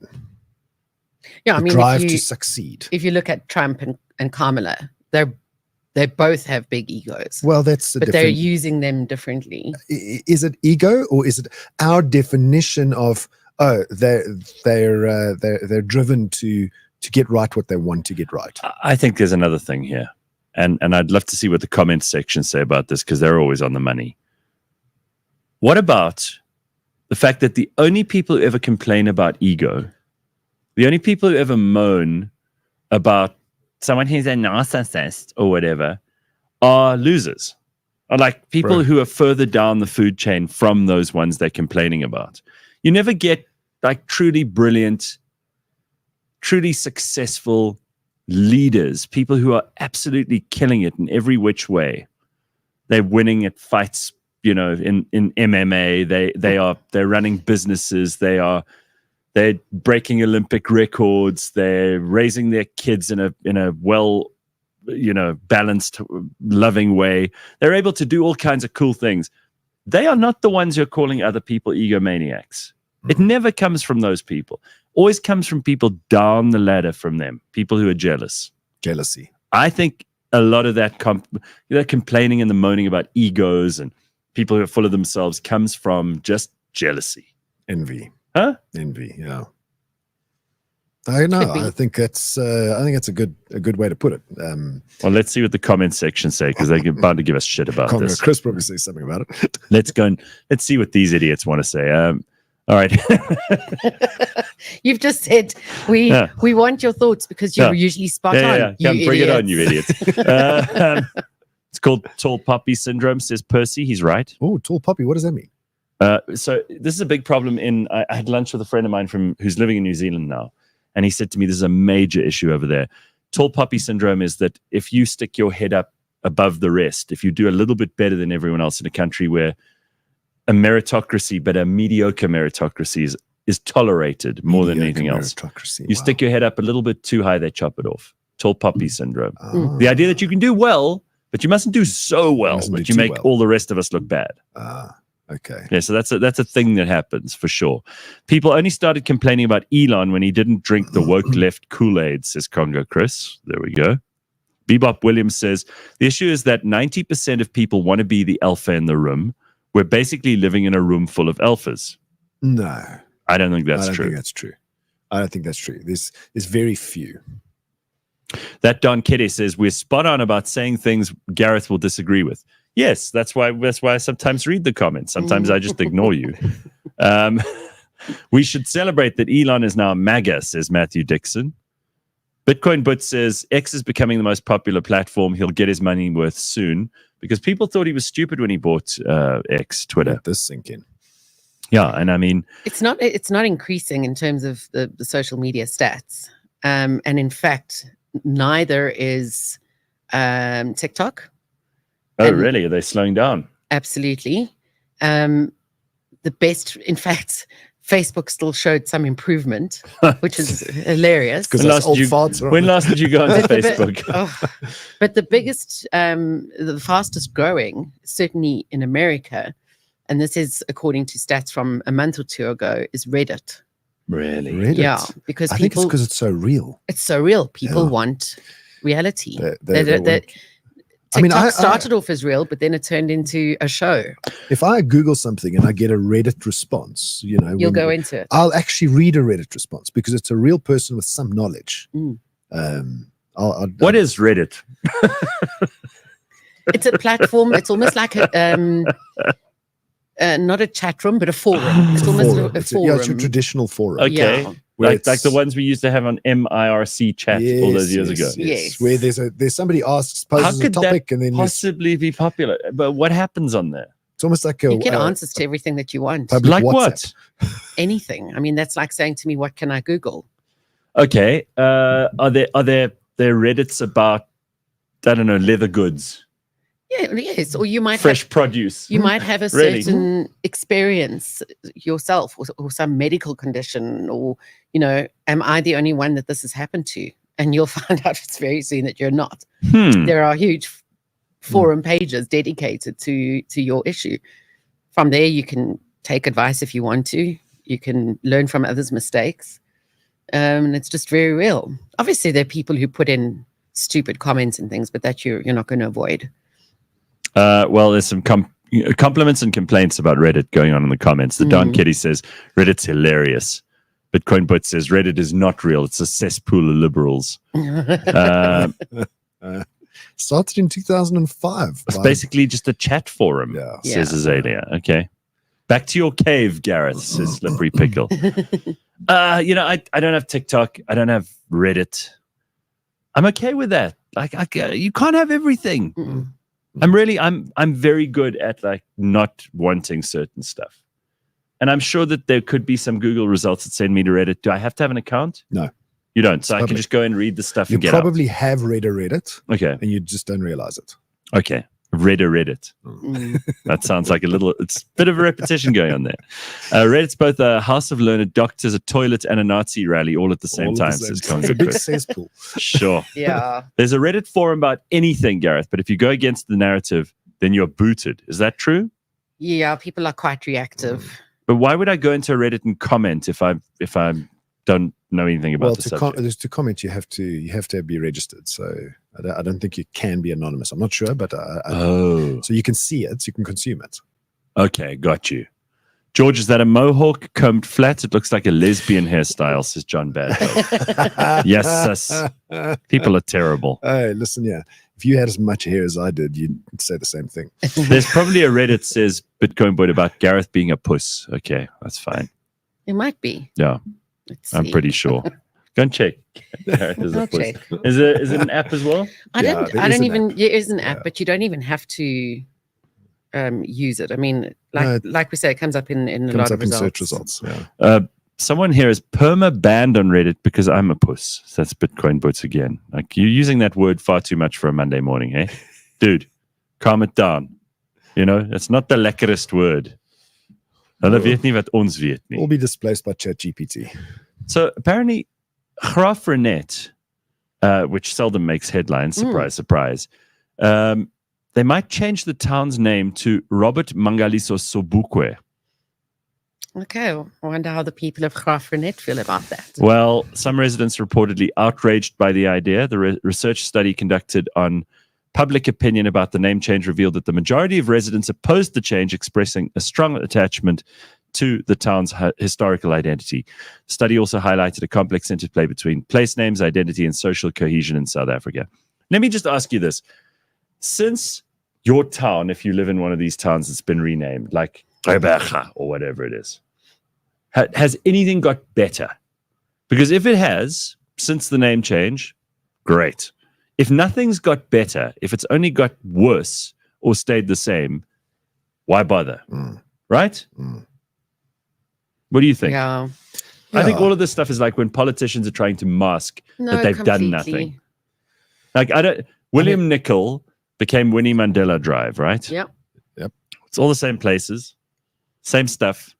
I didn't notice any traffic, improvements. same shit driving, same potholes, same traffic lights that are out. In fact, more are out. Right. This is my route I take And the every shopping day. centre's still called Nickel Way, which is funny because they didn't change that to Mandela Way.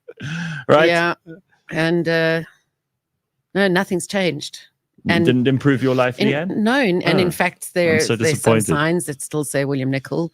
There's some that say William Nicol and Winnie Mandela, and Winnie Mandela's sign is hanging like this. No, man. I promise you. It's a mess up. It's a complete mess up. In fact, my business address is William Nicol, and the people who started the business said, until the sign in front of our office is changed, we're still William Nicol. Yeah. So It's unbelievable. what does it mean? What does that name change mean? So I'll tell you this about Graaf Reinet. It is a place that's linked to Robert Sobukwe. I actually think he's buried there because he spends a bit of time there. Robert Sobukwe, of course, the famous Pan-Africanist who was considered so dangerous by the previous government that he was put in solitary in his own house on Robben Island. So when Mandela and the other prisoners were in the prison building, this guy had his own house. And some of the things that he wrote and some of the things that he stood for and some of the things he said are, I mean, in looking back, truly revolutionary and just incredible. He also spent a lot of time in Kimberley, a very sad kind of byline of the story that happened to him after he was released from prison, as he kind of died in ignominy. Nobody really paid any attention. His candle kind of just burnt out in the end, and it was very sad. But I think he is buried in Graaf Reinet, so there's a link there. It's not as if, Robert Sobukwe has nothing to do with it. They're just looking for a place to name after him. But I'm sure that Graaf Reinet, the name itself, has all kinds of links too. I don't happen to know them off by heart. Do you? Well, I mean, I'm trying to look it up, but as I do, I'm thinking more and more about the town. We often drive through it, right? Or past it. Anyone who's driving from Joburg to Cape Town or vice versa. Yeah. So it's actually the fourth oldest town in South Africa. That I didn't know. After Cape Town, Stellenbosch, Simonstown. Okay. But yes, it was a starting point for the Great Trek groups led by Gerrit Maritz and Piet Retief. At the moment, as it stands, if you just look at their language stats, for instance, it's 71% Afrikaans. Yeah. Okay, interesting. I didn't know half of that stuff. It was established by the Dutch East India Company in 1786 after Cape Town and was named after the then governor of the Cape Colony, Cornelius Jacob van der Graaf, and his wife. Okay. You said, and I'm not surprised because George would go straight to this, being a businessman, how much it costs to rename these things. Yeah, so I always try to look at things in terms of opportunity cost. Yeah. So what is the best opportunity that you're foregoing in order to do what you're about to do? Yeah. And that's the real cost. It's, and so what else could they do with the money? Oh, so much. I'm pretty sure Especially Graaff-Reinet. for a small town like Yeah, that. they could do with anything. New municipal offices, a swimming pool, maybe a playground for the kids. 35,000 population. There's a lot you could do with that money. I'm pretty sure that they could find a way to make every one of those 35,000 people's lives better than if they just renamed the place. Because renaming the place doesn't help anyone. There's no one alive right now who's going to go, oh, well, that changes everything, and my life is 1,000% improved by the change of name. It's a funny thing, like there are these governments all over the world that insist on changing names because it makes it look like they're busy. They're doing things. I mean, there could be another reason, and if you think about somebody dying today, within 1 to 2 generations, you're forgotten. Yes, correct. There's no record of you. Nobody's talking about you. So this could be a way for the government to keep people's memories alive. That's probably one driver, but I think it might be an expensive driver. Well, I like the way that you went straight to how much does it cost. That's exactly right. Okay, so that's one of the stories in the news this morning. There are a couple of others that we need to talk about too. And I don't know if you were paying any attention to the news over the weekend, but there's definitely some stuff going on. Mad Max prequel, apparently people are talking about that.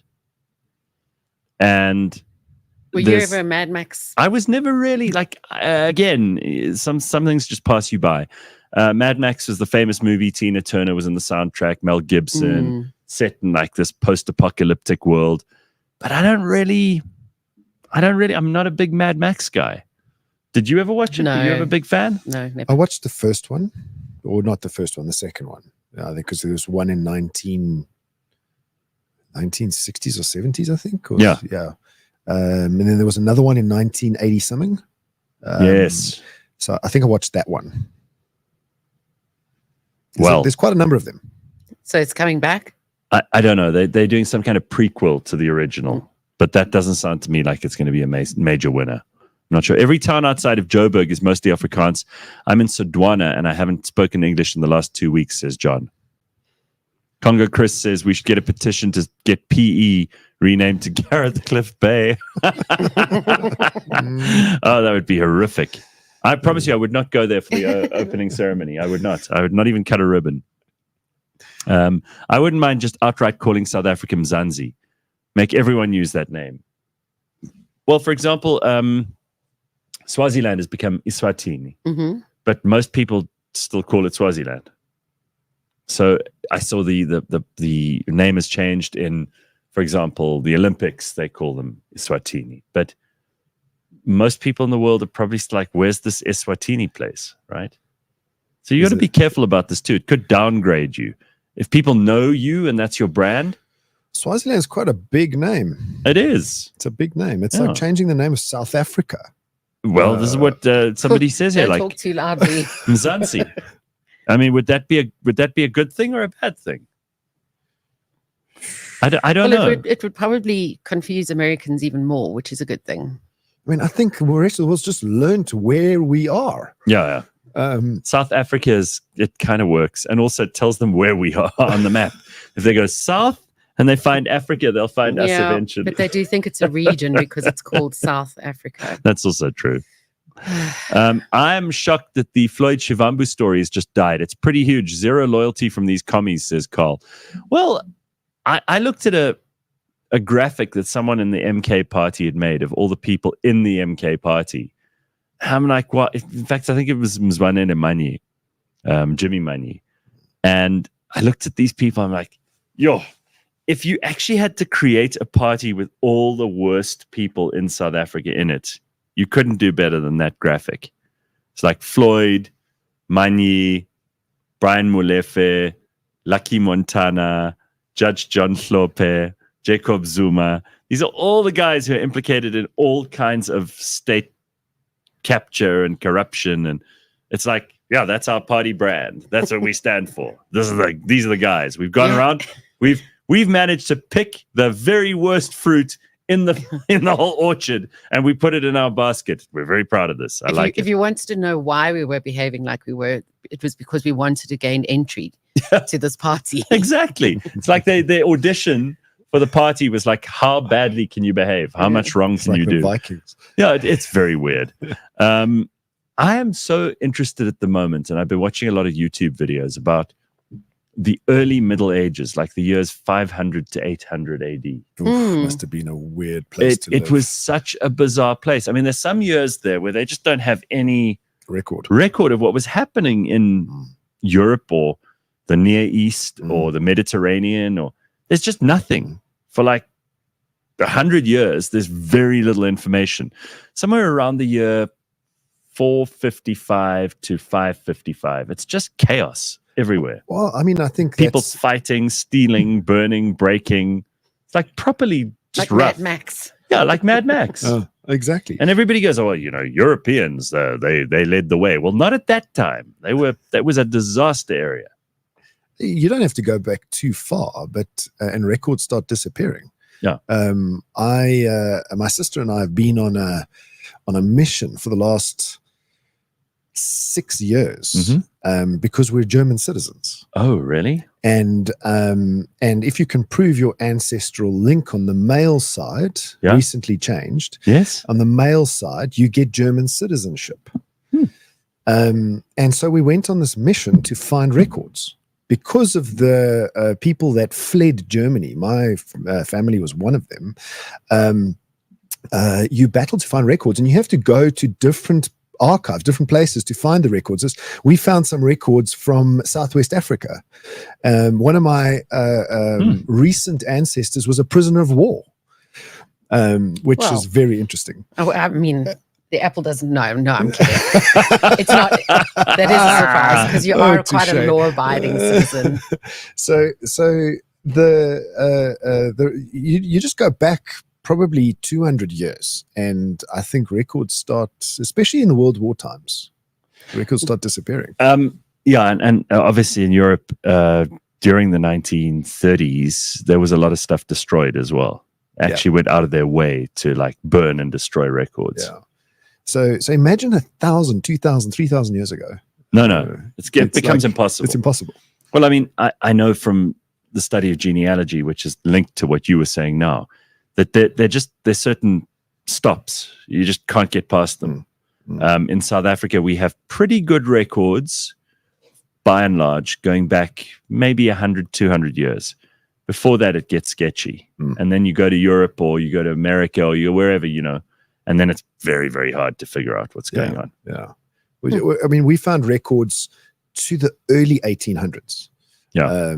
Which was and beyond that's difficult. It's difficult to find. If you could go back in time, I mean, this is my idea of like the best possible thing for what heaven would be like, right? A time machine. If you could go back, what kinds of things would you absolutely desperately want to see? Back in time. You can't change anything. You can't like go and get involved in buying Microsoft shares, when Bill Gates launches it. You can't do any of that. You can't get involved at all. In other words, you're almost like in a glass bubble. Roman times. Roman, but like any particular series of events? You want to be there for the assassination of Julius Caesar? That would be quite something. Yeah. Right? I'm fascinated by how they communicated, how they... Well, in Latin, you wouldn't understand a word. Neither would I. Assume you can go back and understand what they were doing, how they communicated, how they led, how the politics worked. Because, they almost took over the world. Yeah. They did at that time. It was the known world to them. Surely that wasn't by mistake. Surely it wasn't just a perfect storm. It had to have been calculated to a certain degree. I'd be interested to understand that. Leigh-Ann, where would you go? Probably to something true crime-ish that was never ever solved, and being able to go in and try and solve it myself. Jack the Ripper, something like that. Yeah. Okay. Leaning into the psychology of people and how people were unaware that at that time and uneducated when it came to mental disorders. Rebellious Ruth says Leonardo da Vinci's time to meet him and be in Venice before the plague. That would be quite something. Vesuvius erupting, says Azalea. I'd love to see that. Hopefully you don't have to be on the ground and physically present. Well, again, you can't interfere. You'd be observing, but you wouldn't be in it. You know, to be in Area 51. What, when they discovered when the Roswell crash happened? Shit was going down. Oh, that would be quite fun to see what's really happened. Because often we don't realize how privileged we are in our existence now. You know, there was a presidential assassination attempt just the other day on Donald Trump. And to us, it's like, we've already moved on. We have. It's like a month and we've moved on completely. It boggles my mind. If you were around for the assassination of Julius Caesar, you would have thought, okay, we got a new government. If you were just some peasant in Rome, it wouldn't have made any difference to you. You would have been like, oh, well, those elites always fighting with each other. I don't know that you would have thought like 2,000 years later, people would still be talking about this. Yeah. Sure. And the things that we deal with on a day-to-day basis now that we think are completely unimportant, we're living through history. There are going to be people in the future who go, wow, I wonder what it would have been like to have been there in COVID. COVID. You know? I mean, when we went through that, everybody was talking about the 1914, was it 1912 flu epidemic? Yeah. Everyone was talking about that. They were Spanish flu. The Spanish flu, yes. Which is much bigger than COVID. You know, so maybe you have to go through something similar in order to want to remember or to remember. I like some of these suggestions. To see Beethoven perform live. To watch how they built the pyramids. Yeah, you see, solving some mysteries. That could be interesting. Yeah. Carl says, I don't want to go back. I want to go forward to when Elon Musk is governor of Texas and Chris Pappas is our first openly gay president. All right. Well, yes, there are those options too. You can go forward or backward. See, I'm a little bit nervous about going too far forward. The resurrection of Jesus. Absolutely, right. That was at the top of my list. I'd like to have been there to watch like either the birth of Jesus or to have seen the crucifixion. Yeah. I mean, whether or not you're a believer, if that historically happened, that's the most significant event in like the last 3,000 years, without a doubt. Yeah. Look at how it's changed the world. I wouldn't have minded seeing that. Wouldn't have minded being there. Again, I mustn't like be able to get involved because it was a very, very violent and shitty time. But the French Revolution would also have been fascinating. Yeah. Imagine being around, watching them like cut off Marie Antoinette's head. I think we're softies today. Total. If you could get involved back then, you'd probably die very quickly. Yeah, all of it's scary. None of it feels like a happy place. Even if you think of something beautiful, like taking a stroll in the gardens of Versailles, you're still going to have to shit in some latrine river slosh pot in the castle. None of it's good. We're very lucky in the time that we live in. I think people complain a lot, but go back 1,000 years and you're risking death every day. Oh yeah. Listen, people didn't last very long. Genghis Khan, says Azalea. Whew. Very scary. Very scary. Imagine being there when you like you watch some remote ancestor of ours climbing down from the trees and first walking on two legs. You see, one of the first things I thought of was the Garden of Eden. Again, if there's anything to it. If the creation existed. Sure. To see for myself. And Mapello says, imagine if you could take your phone with and take pictures. Oh, my God. I'd be happy if someone else even went and brought us the pictures. Of it being AI. It wouldn't stand a chance. Yeah. I would love to see some of that stuff. Go to Jeff Epstein's jail cell before he died, says Bushveld Put. Yeah. Well, I mean, you just see Hillary. That's all. You know? Or the Queen. Or Mary and Joseph getting at it before they got married. Yeah. I think Judas says Jesus' times are also Roman times. I would have loved it. Yeah, if you could have gone back and met anybody, that's a whole other thing, right? There's that ongoing thing of like, who would be your favorite people at a dinner party? And I think that list for me is so long, and almost none of them will be alive right now. I mean, if you could have a big party with 100 people from history, and they could all meet each other for the first time, imagine that. It'll be a bloodbath. Have like Yeah, Cleopatra. it would be- there'd be a lot of fights. Yeah. I'd love to see that. Shit, that would be fun. Talking about egos, wow. Oh yeah, big time. Especially if you invite the kind of people I would invite. All right, well, that's interesting. Then another thing that's quite interesting is that here, this is really amazing. Kamala Harris's plan to lower costs and provide first-time home buyers with 25,000 rand to cover the down payment. She's talking about something, and we've got to discuss this too. She's only revealed one thing that comes from a policy point of view, and people are really upset with Kamala. She hasn't done any interviews, no press conferences. She isn't talking to anyone. She looks like she's going to just ride it out until as close to the election as possible. The minute she opens her mouth, her numbers drop because she's as thick as pig shit. She really is. And they're keeping her away. They're actually just keeping her away from the media because the media, while they are on her side in a big way, are also very much aware of the fact that if they ask her a question, she's going to sound really stupid answering it. Are they on her side or are they just anti-Trump? Well, you're probably closer to the truth there. They're anti-Trump, but they'll do anything they can to support Kamala because they hate Trump so much. You could have a Neanderthal there. And the media would... That's probably true. Yeah. Like well, that Neanderthal. That's what happened with Joe Biden. That Neanderthal we pulled back from like the future, the past, right? And bring into the future. She did say something the other day about price controls. Now, this is just, it boggles the mind that we are still... People think that this is a thing that can happen and work.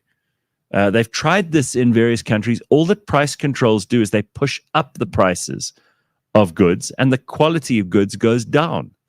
You don't mess with the free market because if you do, it's a kind of social engineering and it always brings about more inequality, not more equality. So my 2 cents on price control. We just made it 5 cents because we decided your 2 cents with is less worth more. quality of an answer. So it's more than doubled. Yeah. Your opinion counts a little more, you see. It triggers a race to the bottom mm-hmm. and then a rise to the top. Right. So everyone falls, but then the best rise right to the top, because you can't survive in the environment to compete. Well, by way of example, somebody on X over the weekend quoted the price of LASIK surgery on your eyes. Right. So for some people, if you had bad eyes and you couldn't have them fixed, that was the end. You were going to go blind or you'd slowly lose the ability to see far or see near or whatever it might be. And LASIK surgery used to be hugely expensive. Now it is affordable for almost everybody, whether you do or don't have medical aid, in a way that it was impossible to imagine 30, 40 years ago when they discovered this new form of treatment. Why? And it's because the free market has done its work. This is what happens. Because in the beginning, the price is high. Yeah. And because there are a couple of companies where the price is really high, mm-hmm. causes number 2, 3, 4, 5, 6, and the rest of the competitors to be able to price up slightly, make profits, mm-hmm. and actually survive. And do research and development and all of that and stuff then too. Everyone's prices decline as it becomes a commodity. Whereas if you artificially force that down, all you're doing is you're killing the bottom end. Mm-hmm. You're just killing those people artificially. Yeah. So in other words, very bad idea from Kamala Harris. Just a very bad idea. It's like apparently Javier Milei, who's my favorite politician in the world right now in Argentina, he abandoned rent control, which is also where they just artificially tell you what the price of an apartment should be or a house. Very socialist policy. He's abandoned that, and suddenly the housing market is booming. Well, surprise! It's never a dictatorship around the low end. It's always a cap. Yeah, correct. It's never a minimum. Exactly right. What do you think? This came up just briefly with Ben and Leigh-Ann earlier, George. This idea of people, everybody's doing mushrooms now, and Leigh-Ann said that a lot of these people are finding religion as a byproduct of trying mushrooms. So I watched a really interesting podcast, but funnily enough, magic mushrooms are being served to everybody, on YouTube, and it seems to be a thing. Right. So I watched this really interesting podcast where they did some research on human brains on magic mushrooms. Yeah. And it turns out that every one of us have a brain pattern that's like a fingerprint. Mm-hmm. You have a unique brain pattern. Okay. And my brain pattern is very different to your brain pattern. I don't think I have a brain pattern. I think my brain pattern is it just smooth? But it's uniquely that way. All the thoughts fall onto it and then Snooze, just slide off the edge. And it turns out that when scanning a human's brain on magic mushrooms, it scrambles that pattern. Ha! So on scrambling that pattern, you and I become more alike, still different, but more alike because of the scrambling of the pattern. Okay. And then what results in after the use of mushrooms, apparently, is that your brain pattern gets reset slightly. Mm-hmm. That's why they think that people are change their opinions on things, change their ideas. So I think it's less about meeting God and more about just having a little bit of a hard reset. I think that's exactly right. It sounds like everything I've understood from reading and listening to people who know more about this than me is that it actually does this reset, and then you're allowed to build new neural pathways, and people think about things very differently. Exactly. So maybe we should just force all the politicians to go for a hard reset. It's so weird. Can you imagine how cool that would be? Control, All our delete. politicians, we just put them into a big retreat for a weekend. And we then force just them all to force eat, feed like, them but they mushrooms must like eat foie gras. 5 to 10 grams of the shit and just like have the most insane trip ever. And then all of them go, oh, actually, we've just realized we're here to serve the people. Let's try and do the right job. I don't know why I'm scared of. You've never done anything. I've never done it. No, not mushrooms. But that's the thing. I've tried other drugs. I smoke. I drink. Sometimes I don't exercise. I'll eat fatty foods. But all of it has a sense of control. And I'm scared of controlled mushroom doses. But that's what I'm scared of. I'm scared of the out of control experience. I don't know if I want to see God, quite honestly. I'm quite happy not doing that. I don't know. I mean, surely there's a bit of curiosity there. Yeah, there is.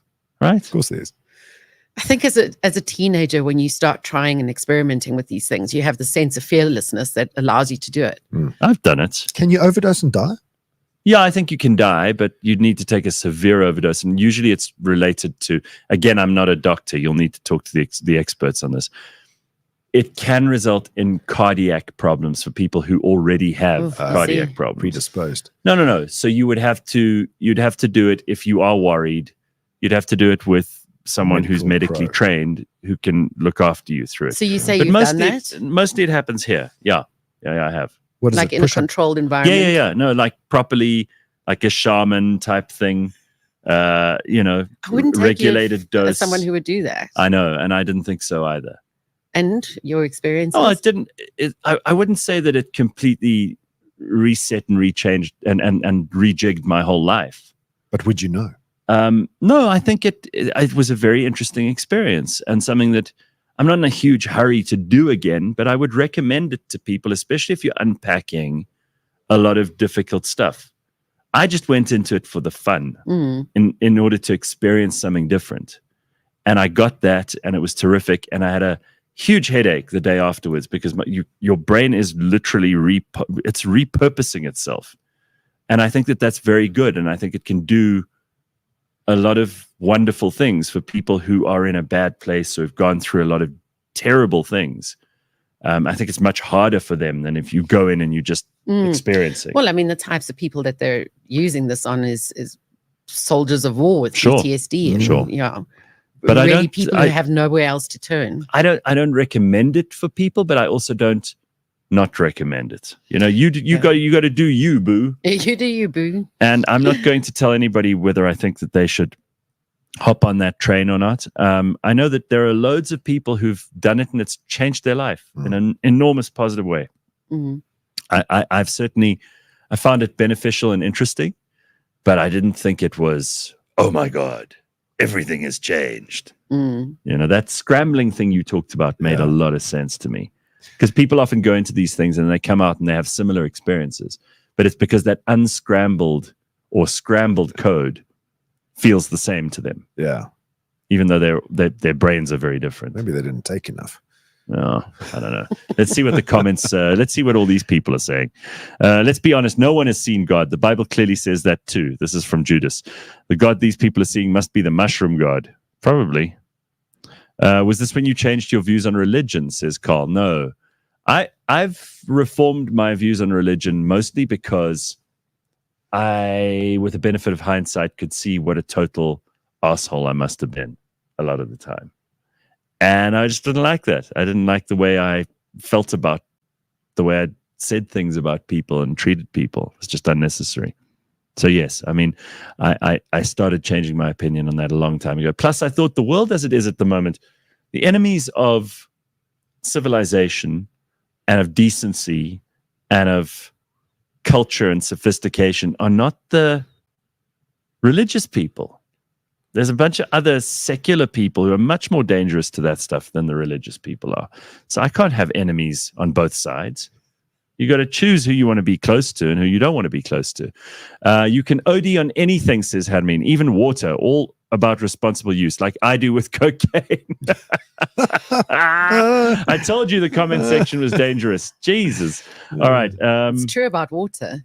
It is. You've got to have a certain It's 4 liters. amount of sodium in order to Function. take that on board properly. Yeah. Where does In- one go yeah. where does one go to reset their brain? I might need that, says Letukolo. Listen, I mean, it's supposedly illegal in this country, so you shouldn't just be able to do it. But Mushrooms. Okay. But there are people who can, but you got to do it properly. I can't tell you who or where or when, but you'll find people, and there is a way to do it. And I would, again, if you're curious, I recommend it. It's not like you're going to suddenly have you're going to spaz out and be a completely different person at the end of it. You might, but chances are that you'll be exactly the same person you were before. Congo Chris says, imagine a wise man at the top of a mountain. Psychoactives are taking an elevator at the top for a day trip. Doing the work is long and brutal, but you get to stay. So he's saying, if I read this right, Congo Chris, that rather than doing the drugs and getting to the top of the mountain, you actually have to forge your way up to the top on your own. Through self-help books and meditation and that sort of thing, right? People are always trying to improve themselves unless they have given up, in which case I don't really have much to say for them. But people are doing all kinds of things. You train your body, right? You did the cold plunges. Are you still doing those? You still are. Yeah, I haven't done it in a couple of weeks because my ice bath started corroding. Oh no! So the inside, As long as you didn't start corroding. bad, but what do you put in there? Sulfuric acid, aluminium inside the bath, inside the chest freezer. I noticed these little bubbles on the metal. And it wasn't brown, and I didn't realize that aluminium actually doesn't corrode brown. It was like a whitish color. And so I started noticing these streaks. So now recently I've painted it with anti-corrosive paint. So now I need to George, what chemicals are you giving off that is corroding? Could be my your ice bath. That's horrific. Rancid Ancestor says, Gareth, you can go to the Ibogaine retreat in the Hartbeespoort area. There we go. I see a lot of people in traffic picking their noses, says Carl. I think that's a way to manually change or reset your mind. I was driving the other day, and you drive past lots of people. We always end up on a car topic at least once when you're here. All right, just in case you don't know, George is also happens to be the CEO of AutoTrader, so it's useful to have these conversations around him. You see lots of people on their phones, lots. Yeah, no, it's actually it's a pandemic. I drove past a guy on William Mandela Drive the other day, and he was going faster than me on the left-hand side in a bakkie with his phone like this. Oh my word. I was like, it only takes a second. Yeah.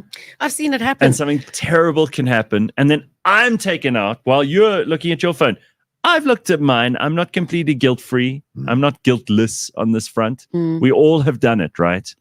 But I've got to say, like the picking of the nose, I'd rather have someone picking their nose because you can still do that and look.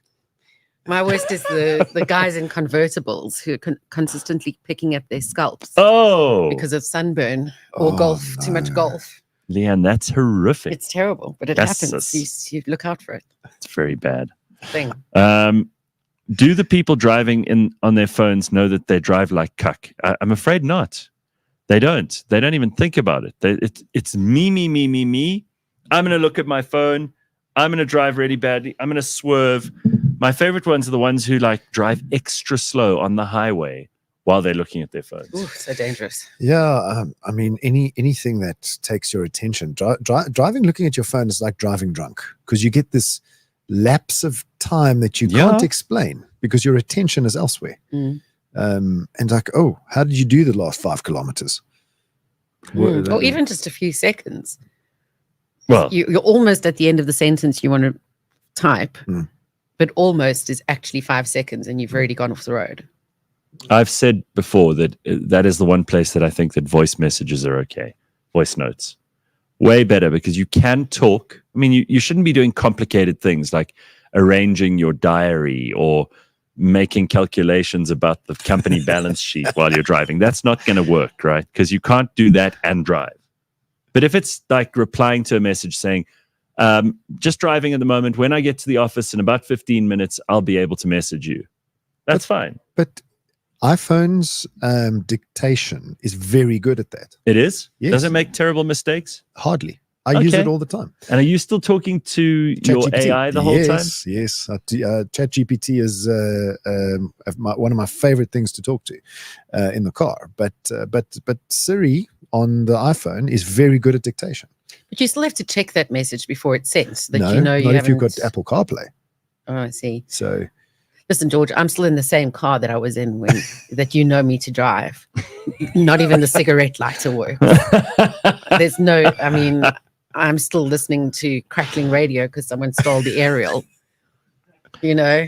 Yeah, you see, here's the problem. John says, I can drive with a phone and eat, and I'll still drive better than all women. Oh, gosh, that's a popular thing to do. Oh, I don't know, John, you're looking for shit now. You're barking up the wrong tree. Jethro says, all these Muppets on their phones are even too lazy to connect their devices to their onboard Bluetooth. Brand new BMW. Nah, let me use the handset, idiots. Now, CarPlay, you drive a lot of different cars, and you're always aware of the latest changes and what's going on. Which cars have the best interplay between your phone and your car? Which cars have the best setup? Apple CarPlay and Android Auto is the best setup. Okay, but in any car? Yes. Or BMW, Mercedes, Jag? So if outside of Apple CarPlay and Android Auto, I would say Volvo has one of the best interfaces. Really? And the reason is most car manufacturers are not software companies. Yeah. So they make really shit interfaces. Right. And Volvo has realized this and built their system on Google's Android system. Oh. So you can log in with your Google account into a Volvo, into the latest Volvos. The older ones were different. You can log in with your Google account into their entertainment system. And everything is built around Google's system, so that works really well. It's the manufacturers that try to not integrate with a tech company's interface that are problematic. So all of them, every single one of them, except for Tesla. Huh. I saw being fed, ads on my phone from like Temu or whatever, that you can buy a screen that you just put into your car. Yes, that's Apple CarPlay and Android Auto. But what would you need? Like, I can't use that in my car, right? You could if you want that external screen. You'd need a USB though, would you? Just to charge, just to power the thing, I would imagine. That's all. Interesting. Now Leigh-Ann's going to go and upgrade all her software in her car this week. Yeah, because that's cost effective. It's an external screen. I've seen those. Yeah. It's an external. Oh no! Congo Chris says the Suzuki Fronks comes standard with both. The Fronks. What is the Fronks? It's a kind of car. Yes, we spoke about it the other day. It's hilarious. What a great name, Suzuki Fronks. My sister uses the iPhone dictation. This is interesting. This is from Carl. He says, my God, she basically speaks Mandarin half the time. Just have an accident like a normal person. That's very funny. I use Chat GPT for my daughter's Afrikaans speech. It's epic. She's never going to get a job, lol. Okay, very good. Everyone needs to come and ride a motorcycle. It's the non-phone holder in the car that's the big problem. Get the magnet type. It's easy to pull off in an emergency. I've got one of those. It works with the magnets on the back of the phone. Yeah, and then it just clicks. Just clicks on. Yeah, I've got one of those too. Yeah, it's the best way to go. Well. But also, you can't be doing this stuff. We're just chimpanzees. That's what we are. We're just chimpanzees, and we can't be too busy at once because we can only do one thing. I don't care who you think you are, how much you know about multitasking. I'm able to do 100 things at once. No, you're not. None of us is that smart. Yeah. So if you've got simple Bluetooth in your car, you don't need Android Auto or Apple CarPlay. If you've got simple Bluetooth with an iPhone anyway, the phone, you can in the settings of the phone, you got to switch it on. The phone recognizes that it's attached to Bluetooth, and you can ask it to read your text messages to you. And then it can read through the Bluetooth. You don't need the fancy software. So if you've cars with Bluetooth, and you can dictate back. Well, Bushveldput says, Leigh-Ann, will your external screen be more valuable than your whole car? That's exactly why I said it's not a good financial decision for me to do that. Oh, that's good. All right, very, very nice. Hands off the Franks. It's a nice car, says KB. Thank you. Very good. All right, everybody. That's pretty much all the time we've got time for today. We will be back on Wednesday morning, bright and early at 6 a.m. Have an excellent Monday, George. Lovely to see you too. Thank you. And don't forget to go and check out the AutoTrader podcast too. We will make sure that is in the show notes so that you can click straight through and go and subscribe and watch what they're up to. Get all kinds of interesting conversations going around the world of cars, the lifestyle of motoring, and everything else to do with all the stuff that AutoTrader are the best at. So that's always good. And George has got a great team of people there who talk about everything you could ever wish to know. So that's a big part of what they do. And of course, that's also the place to go if you, hint, hint, wink, wink, Leigh-Ann, need a new car. Need to upgrade. Yeah. Time to get a new car. Or downgrade. Wow. Yeah. I mean, you could. I don't know. There's always a wheelbarrow with a lawnmower engine. Never forget. Or a Suzuki Bronx. Yeah. It's almost time for George to bring us the most expensive and the cheapest car on AutoTrader again, and we'll have a little. That's a good idea. That's a good idea. We always like to do that. Find the cheapest car for sale on AutoTrader and the most like outrageously. What is it like on a menu where it says inquire within POA. Price on asking? You have a couple of those. I still think the cheapest is the most fascinating, to be honest. Well, you know the stories that car Next has. time George is here, we'll go for the cheapest car that they've got on AutoTrader, and we'll see what kinds of features it has. Maybe it's perfect for you, Leigh-Ann. Maybe it has a back tickler and a seat warmer and a full screen entertainment console. Dead body in the boot. Yeah, dead body in the boot. And a caravan attached for good measure. All right, we will see you on Wednesday. Have a good day, everybody. Cheers.